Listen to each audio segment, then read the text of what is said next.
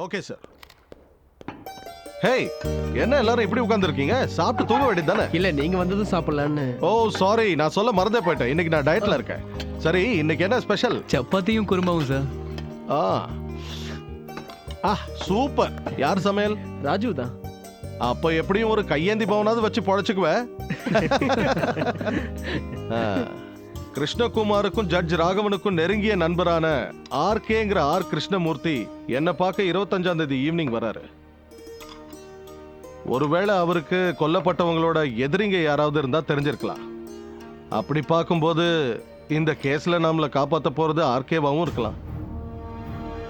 ஒரு அபிஷியல் மீட்டிங்காக அர்ஜென்ட்டா போக வேண்டி இருக்கிறதுனால நானும் சுந்தரமும் அன்னைக்கு ஊர்ல இருக்க மாட்டோம். இருந்தாலும் அவர் பீச் ரெசார்ட்ல தங்குறதுக்கு எல்லா ஏற்பாடையும் நான் பண்ணிட்டேன். அவர் கொடுக்க போற முக்கியமான இன்ஃபர்மேஷன்ஸ் உங்களுக்கு உதவியா இருக்கலாம். எல்லா குழப்பங்களும் முடிவு.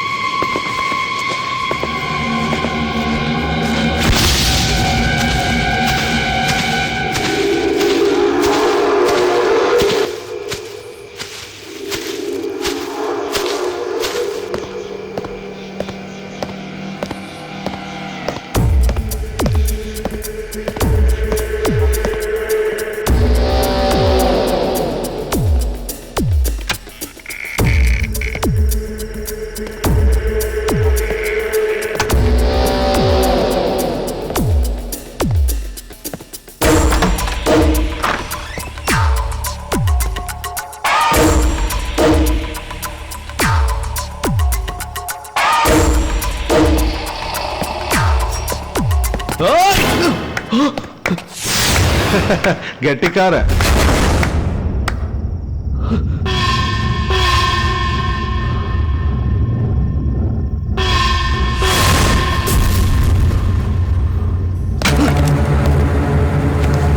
நான் நினைச்சிருந்தா உன்னை முன்னாடியே கொண்டிருப்பேன்.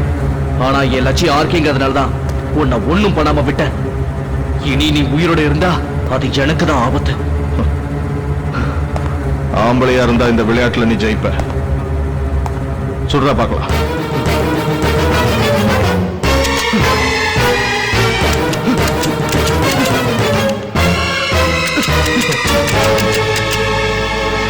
நான் தேடிட்டு இருந்த எதிரி என் பக்கத்திலேயே இருக்காங்கிற சந்தேகம் வந்ததுனாலதான் இந்த நாடகத்தை நடத்தினேன். நான் முன்னாடியே சொன்னல, எப்பவுமே ஒருத்தர் கண்காணிச்சுக்கிட்டு இருப்பாருன்னு. அந்த கடவுள் இந்த கேஸோட விசாரணை வழிமாறி போகும்போதுதான் என் மனசுக்குள்ள சில சந்தேகங்கள் ஏற்பட்டுச்சு.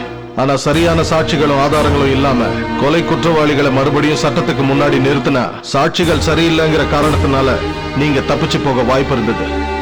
அதுக்காக தான் இப்படி ஒரு சந்தர்ப்பத்துக்காக காத்துக்கிட்டு இருந்தேன். அபிஷியல் மீட்டிங்னு உங்ககிட்ட போய் சொல்லிட்டு நான் நேரா உங்க 3 பேரோட வீட்டுக்கு தான் போனேன்.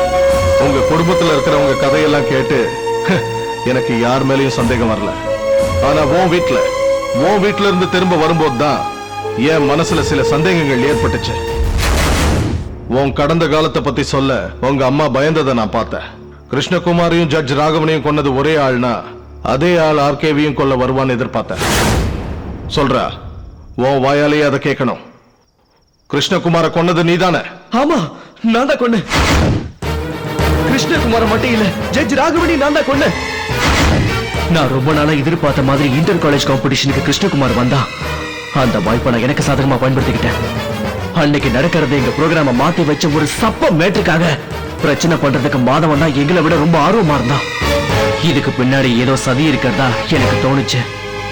அதனால மாதவனையே ஒரு கருவியா பயன்படுத்திக்கிட்டேன். கரண்ட் போன உடனே கிருஷ்ணகுமார் கொலை பண்ணது நான் தான். என் ஃப்ரெண்ட்ஸுக்கு கூட தெரியாம நான் அதை செஞ்சேன். என்னோட அடுத்த குறி ஜட்ஜ் ராகவன் தான். போலீஸ் கிட்ட இருந்து நாங்க தப்பிச்சதும் நேரா போனது அவரோட வீட்டுக்கு தான். நம்ம 3 பேரையும் ஒன்னா பார்த்தா ஜட்ஜ் நிச்சயம் பிரச்சனை பண்ணுவாரு. நீங்க 2 பேரும் இங்கே இருங்க. நான் உள்ள போய் அவர்கிட்ட பேசி தெளிவா புரிய வைக்கிறேன். அதுக்குள்ள போலீஸ் வந்துருச்சுன்னா நீங்க 2 பேரும் ஒளிஞ்சுக்கங்க.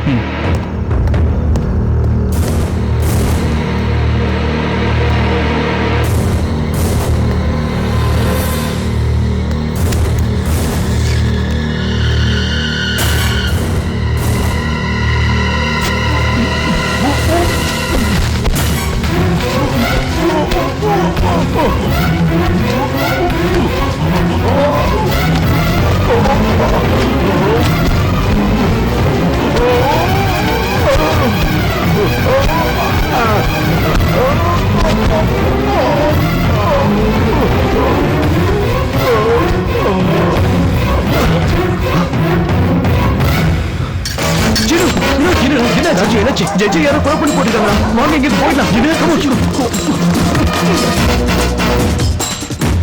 சொல்லு, எதுக்காக இப்படி செஞ்ச? நான் சின்ன வயசா இருக்கும் போதே எங்க அப்பா ஒரு ஆக்சிடென்ட்ல இறந்து போயிட்டாரு. அவரு போனதுக்கு அப்புறம் என் குடும்பம் ரொம்ப கஷ்டத்துல இருந்துச்சு. இருந்தாலும் நம்பிக்கையோட இருந்தோம். ஆனா துரதிருஷ்டம் எங்களை துரத்திக்கிட்டே இருந்தது. நான் 10th படிச்சு முடிச்சுட்டு வீட்டுல இருந்தப்போ எனக்கு டைஃபாய்டு வந்தது. என்ன ஹாஸ்பிட்டல்ல சேர்த்தாங்க. நான் செத்து போயிடுவேன்னு டாக்டர்களே கையை விரிச்சிட்டாங்க. ஆனா துரதிருஷ்டமோ அதிர்ஷ்டமோ எப்படியோ உயிர் பழைச்சுக்கிட்டேன். ஆனா ஆனா என்னோட கண் பார்வை போயிடுச்சு சார். அதுக்கப்புறம் நான் எவ்வளவு ட்ரீட்மெண்ட் எடுத்தும் கூட போன பார்வை திரும்ப வரவே இல்லை சார். சாப்பாட்டுக்கு கஷ்டப்பட்டு இருந்த சமயத்துல ஓரளவுக்கு எனக்கு பாட தெரியுங்கிறதுனால எனக்கு பாட்டு சொல்லி கொடுத்த வாத்தியாரே ஒரு கச்சேரி ட்ரூப்ல என்ன சேர்த்து விட்டாரு. அந்த நாள்ல இருந்து அவங்க கூட நான் பல இடங்கள்ல போய் பாடியிருக்கேன். ஒரு நாள் இண்டிபெண்டன்ஸ் டே அன்னைக்கு நான் வேலூர் ஜெயிலுக்கு பாட போயிருந்தேன். ப்ரோக்ராம் முடிஞ்சு திரும்ப போற சமயத்துலதான் சிவராமங்கிற ஒரு கைதி என்ன பார்க்க ஆசைப்படுறதா வார்டன் வந்து என்கிட்ட சொன்னாரு. 5 நிமிஷத்துக்குள்ள பேசி முடிச்சிருங்க.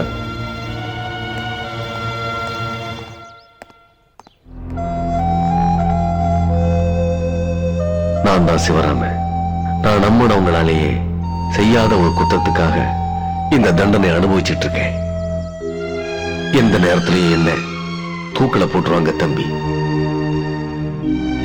சாவோட விளிம்புல இருக்கிறனா ஒரு நல்ல காரியம் செய்யணும்னு நினைக்கிறேன். செத்ததுக்கு அப்புறம் என்னோட கண்களை நான் உனக்கு தர விரும்புறேன். எனக்கு என்ன சொல்றதுன்னே தெரியலங்க. ஏன்னா என் கண் பார்வை விட உங்க உயிர் தான் ரொம்ப முக்கியம். ஆனா தெரியும், ஒரு நேரத்துல உலகத்தை எல்லாம் பார்த்து ரசிச்சுட்டு அப்புறம் எதையுமே பார்க்க முடியாம தவிக்கிற தவிப்பு எனக்கு நல்லா புரியுது.